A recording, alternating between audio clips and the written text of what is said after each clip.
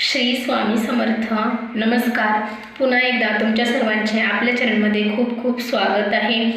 तुमच्या आयुष्यामध्ये जे काही दुःख आहे ते आई भगवतीच्या कृपेने तुमचं सर्व दुःख दूर हो आणि तुमच्या सर्व चांगल्या इच्छा पूर्ण हो, हीच मी आई भगवतीच्या चरणी प्रार्थना करते आणि आजच्या व्हिडिओला सुरुवात करते. तर आज आपण व्हिडिओ पाहणार आहोत की नवरात्र चालू आहे. तर नवरात्रीमध्ये आपल्याला आपल्या आई भगवतीची म्हणजेच आपल्या कुलदेवीची आपल्याला ओटी कशी भरायची आहे. तर नवरात्रीमध्ये कुठल्याही दिवशी ओटी भरली तरी पण चालते. त्यातली त्यात मंगळवारी आणि शुक्रवारी ओटी भरलेली ही अतिशय चांगली असते. आणि अष्टमी नवमी, कारण पूर्ण नवरात्र जरी नाही ओटी भरली तरी अष्टमी किंवा नवमी या दिवशी आपल्याला ओटी भरायची असते आपल्या कुलदेवी मातेची. तर तसं तर दररोज म्हणजे 9 दिवस 9 देवींची ओटी भरली जाते. बऱ्याच ठिकाणी 9 दिवस 9 देवींची ओटी भरली जाते, पण आपण आपल्या कुलदेवीची तरी ओटी भरली पाहिजे. तर आपण आपल्या ग्रामदैवत म्हणजे आता कसं ओटी भरण्यासाठी किंवा वर्षातून एकदा आपल्याला आपल्या मूळ पीठावर जाऊन आपल्या कुलदेवीची ओटी भरावी लागते. आमची कुलदेवी ही तुळजापूरची अंबाबाई आहे, तर आम्हाला कसं तिथं जाऊन ओटी भरायला पाहिजे. तसंच तुम्हाला पण आपली जी कुलदेवी आहे त्या ठिकाणी जाऊन आपल्या कुलदेवीच्या ठिकाणी जाऊन आपल्याला आपल्या कुलदेवीची ओटी भरायची असते वर्षातून एकदा. पण आता तुम्हाला समजा लगेच एवढ्या नवरात्रामध्ये आपण एवढ्या घाईत आणि एवढ्या याच्यामध्ये आपण आपल्या देवीपाशी आपल्या मूळ पीठावर नाही जाऊ शकत. तर पहा, ग्रामदैवत असतं, आपण जिथं राहतो तिथं ग्रामदैवत प्रत्येक ठिकाणी प्रत्येक देवांचे जसे मंदिर असतात तसेच देवीचं पण कुलदेवीचं पण मंदिर असतं, कुलदैवतचं असतं कुलदेवीचं असतं. तर आपण ग्रामदैवतच्या ठिकाणी जाऊन पण आपल्या कुलदेवीची ओटी भरू शकतो. नाही जमलं कुलदेव आपल्या ग्रामदैवतच्या ठिकाणी जायला तरी पण आपण आपल्या घरातच आपल्या घरामध्ये आपल्या कुलदेवी मातेचा फोटो असतो, तर आपण कुलदेवी मातेच्या फोटोच्या समोर बसून पण आपण आपल्या देवीची ओटी भरू शकतो. किंवा आपण गट बसवलेला आहे त्या गटाच्या समोर पण आपण बसून आपल्या देवीची ओटी भरू शकतो. देवघराच्या समोर आपण बसून ओटी भरू शकतो आपल्या कुलदेवीची. तर सर्वात महत्त्वाचं म्हणजे आपण आपल्या देवघरामध्येच जर आपण ओटी भरली तर आपल्या ग्रामदैवत जिथं आहे म्हणजे ग्रामदैवत आपल्याला जेव्हा केव्हा वेळ भेटेल तेव्हा आपण ग्रामदैवतच्या ठिकाणी जेव्हा जाऊ तिथं आपल्याला ती ओटी देऊन यायची आहे. किंवा आपण आपल्या मूळ पीठावर जेव्हा जाणार आहोत वर्षातून एकदा तेव्हा आपण ही भरलेली ओटी जी आहे ती आपण घेऊन जायची आहे आपल्या कुलदेवीसाठी. नाहीतर मग तुम्ही असंही करू शकता की ती साडी स्वतः वापरू शकता. ते आपण जे काही 16 शृंगार घेतलेले आहेत ते पण आपण स्वतः वाहू शकतो. तांदूळ जे घेतलेले आहे त्याची खीर वगैरे बनवून आपण खाऊ शकतो. आणि नारळ जो आहे तो आपण घरामध्ये प्रसाद म्हणून फोडून खाऊ शकतो. या प्रकारे आपण हे 16 शृंगार आणि ही देवीला घेतलेली ओटी भरलेली साडी हे आपण स्वतःसाठी पण वापर करू शकतो. किंवा आपण जेव्हा मूळ पीठावर जाणार आहोत तेव्हा आपण ती ओटी सोबत घेऊन जायची आहे. किंवा आपलं ग्रामदैवत जिथं आहे तिथं आपल्याला ती नेऊन द्यायची आहे. आपल्या ग्रामदैवत जे असतात तिथं आपल्याला देवीचं मंदिर जिथं आहे तिथं आपल्याला नेऊन द्यायचे आहे आपल्या कुलदेवी मातेचं. तर या प्रकारे आपल्याला करायचं आहे. तर चला पाहूया मग आपल्याला ओटी कशी भरायची ते. तर हे पहा, आपल्याला सर्वप्रथम एक ताट घ्यायचं आहे. ताटामध्ये आपल्याला देवीसाठी साडी घ्यायची आहे. साडी तुम्ही स्वतःचीच घ्यायची म्हणजे जरीची घ्यायची. जरीच्या साडीमध्ये म्हणजे स्वतःच्या साडीमध्ये जास्त पॉझिटिव्हिटी असते आणि ती आपल्यापर्यंत लवकर पोहोचते. आणि श्रीफळ हे मेन आहे की हे आपल्याला घ्यायचंच आहे ओटी भरताना देवीची. तर हे पहा, मी साडी घेतलेली आहे. साडीमध्ये परत आपल्याला पीस घेतलेला आहे. साडीला आहे ब्लाऊज पीस तरी पण खण आपण काय म्हणतो खणा नारळाने ओटी भरायची, त्यामुळे आपल्याला एक खण घेतलेला आहे. खण म्हणजे पीस घेतलेला आहे आणि साडी घेतलेली आहे. श्रीफळ घेतलेलं आहे. पहिलं मी खाली तांदूळ टाकून घेतलेले आहेत आणि तांदळाच्या वरती श्रीफळ ठेवलेलं आहे. आणि हे पहा, जी आपल्या देवीची ओटी असते हळकुंड बदाम सुपारी खारीक आणि हे खोबरावाटी आणि हे 5 प्रकारचे देवीची ओटी असते मी ते घेतलेले आहे.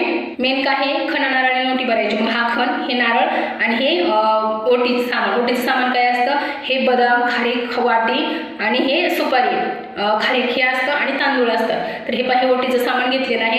आणि हे ओटीचं साहित्य घेतलं त्याच्यामध्ये आपल्याला 16 शृंगार देवीला द्यायचे असतात. तर हे पहा, काचेच्या बांगड्या आहेत हिरव्या आणि देवीला मेन म्हणजे तांदूळ पण द्यायचा असतो. हे पहा मी तांदूळ म्हणजे विडा, नागवेलीचा विडा पहा देवीच्या ठिकाणी आपल्याला कुठं पण तो भेटतो. आणि परत आपण ज्वेलरी घेतलेली आहे. आता कसं अष्टमीला नवमीला मी जेव्हा ओटी भरणार आहे तेव्हा सर्व साहित्य वापरणार आहे आणि सर्वच आणणार आहे. जे काही नवीन आहे जे मला नवीन मिळालेलं आहे मी तेवढं घेतलेलं आहे, कारण आपण जे वापर केलेला आहे ते पण आपण देवीसाठी वापरायचं नसतं. तर हे पहा मी नीलपेंट घेतलेला आहे म्हणजे नख पॉलिश घेतलेला आहे. आणि हा मेहंदीचा कोन आहे.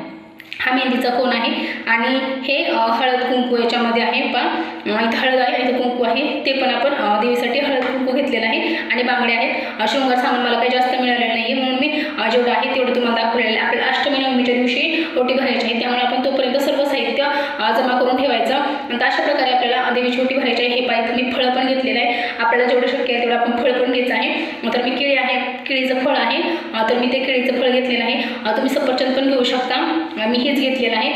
तर आपल्याला हे काय करायची आहे, ओटी आपण कुलदेवीच्या तिथं मूळ ठिकाणी जेव्हा भरणार आहोत तेव्हा पण आपल्याला ते सगळं गुरुजी सांगतात की कसं करायचं. तर हे आपण घरामध्ये जेव्हा करणार आहोत आपल्या देवीच्या समोर, म्हणजे आपल्या देवघराच्या समोर, गटाच्या समोर, तेव्हा काय करायचं आपल्याला ही पहिली ओटी आपल्याला आपल्या छातीला लावायची आहे. एक तर पहिलं काय करायचं आपल्याला असं पदर डोक्यावरती घ्यायचं आहे.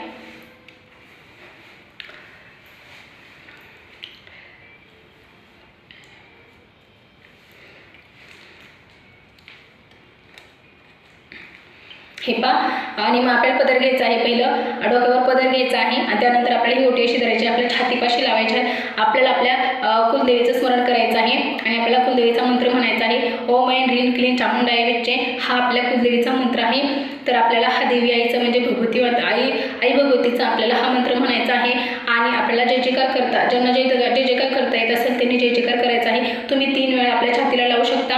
आणि नंतर हे आपण आपल्या आई भगवतीच्या चरणी, जिथे आपला घट आहे तिथे लावायचं आहे, किंवा आपल्या आई भगवतीचा म्हणजे जिथे कुलदेवीचा आपला फोटो आहे त्या फोटोच्या समोर चरणापाशी आपण ही ओटी ठेवू शकतो. तर जय जयकार कसं करायचं ते तुम्हाला सांगते.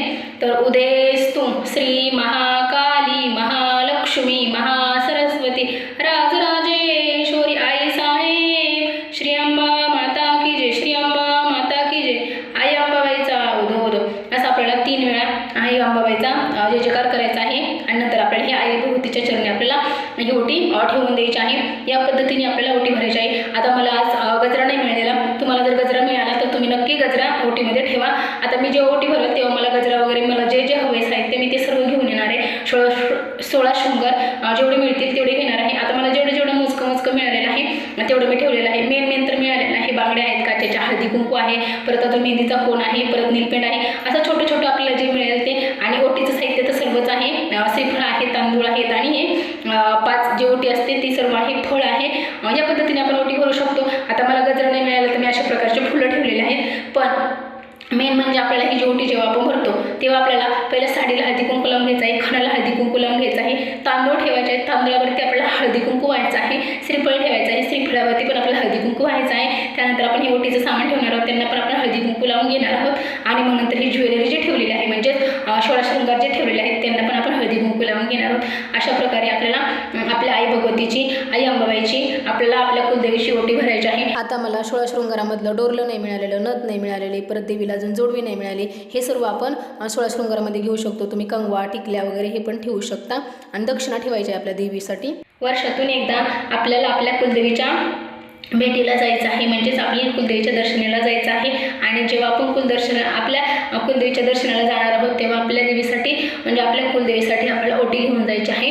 आणि किंवा मग आपण जोपर्यंत जात नाही तोपर्यंत आपल्या घरामध्येच आपल्या कुलदेवीची ओटी भरायची आहे. जिथं आपलं ग्रामदैवत आहे तिथं आपल्याला जायचं आहे. चला तर मग एवढीच मी तुमच्यासाठी आपल्या कुलदेवीची ओटी कशी भरायची या संदर्भात माहिती घेऊन आले होते. झालेली सेवा मी महाराजांच्या चरणी अर्पण करते. तुम्हाला जर व्हिडिओ आवडला असेल तर नक्की लाईक करा, शेअर करा आणि आपल्या चॅनलला सबस्क्राईब करा. चला तर मग पुन्हा भेटू अशाच नवीन छान व्हिडिओसोबत. तोपर्यंत श्री स्वामी समर्थ, जय जय स्वामी समर्थ.